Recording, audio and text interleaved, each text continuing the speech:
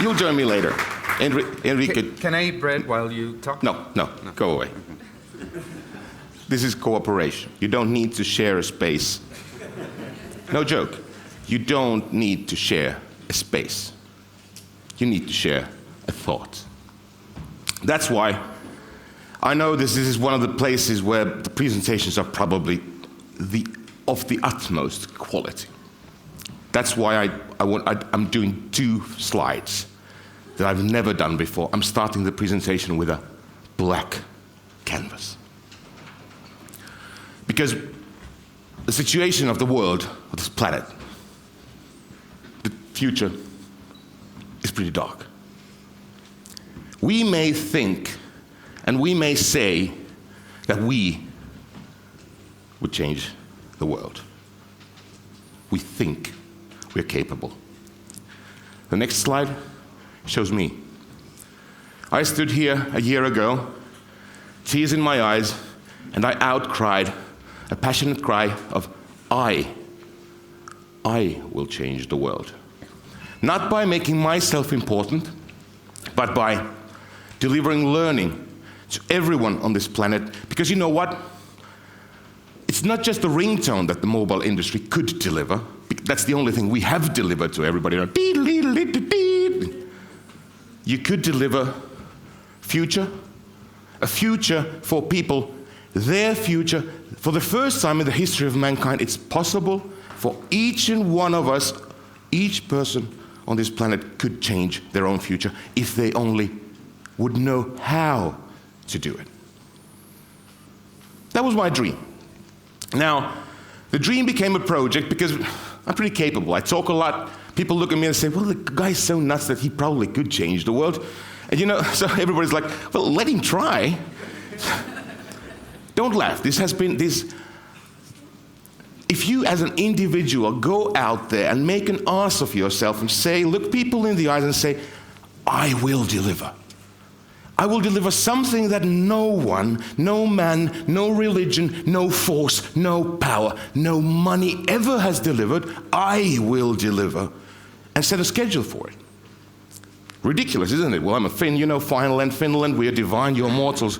So like keeping that in mind, I said that by June 14, 2012, 50 weeks from now, the world will be covered with basic learning. Access to literacy, numeracy, and information that keeps the babies and the mothers alive. Now, one itsy bitsy teeny weeny yellow polka dot question down here. Is it for real? Now, yes. And to prove my case, I'm going to show you a video. It's about 2 minutes. It's done, and then it's Enrique's turn because he's a scientist. Okay?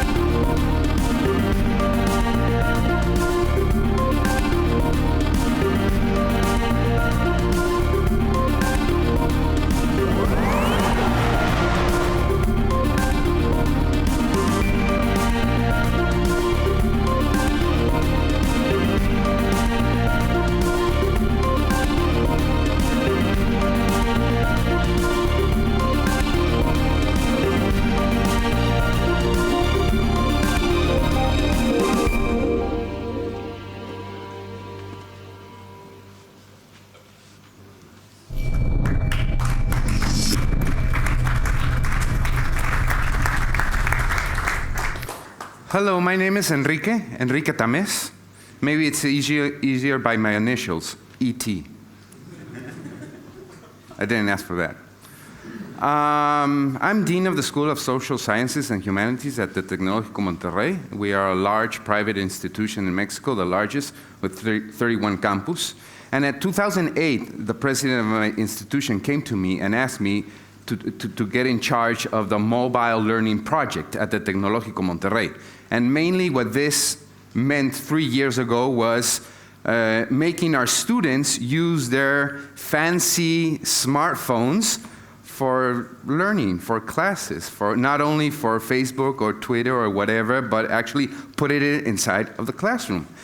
And that what the project was about for about 2 years. Less than a year ago, last September, this Finn strange guy came into my office. And it was a Friday, 5 p.m. I don't know what you guys do on Friday at 5 p.m., but at my case, I had a long journey, and I was thinking a lot of things. So when my assistant told me, this guy is going to talk to you, and I said, okay, 5 minutes will be enough, and I'm getting out of here. But it happened a 3-hour conversation, right, where we talked about making baby steps to try to change the world. As we already saw right now with the data of United Nations, mobile access is becoming worldwide, and suddenly realized that with really simple devices, these devices, we made our project come true. 200 telephones to poor kids, really poor kids, in 2 schools to teach them math, okay?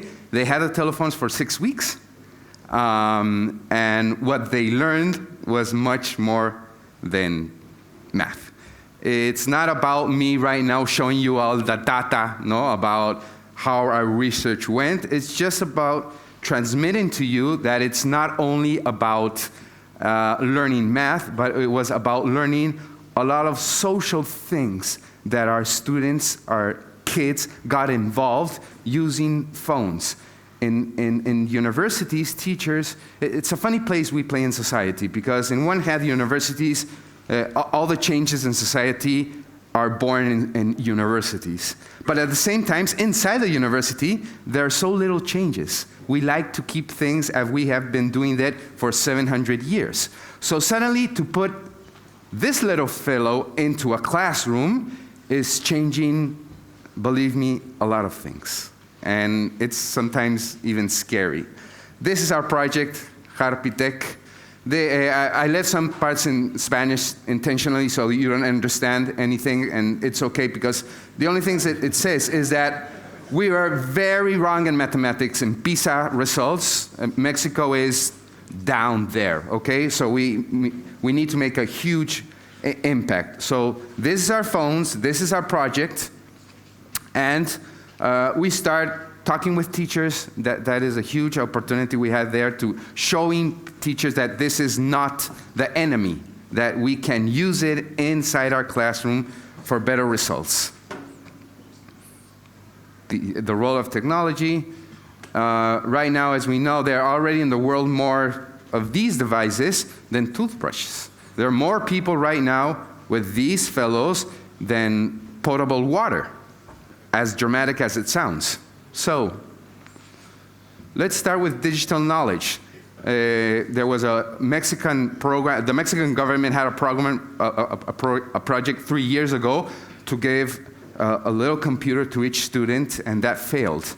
And suddenly we realized today that this is much cheaper and could be much more efficient. Mobility is not, in my generation, mobility was a laptop. Today, for kids, mobility means having this in the palm of the hand and using their little fingers as, geniusly as we can see they move them.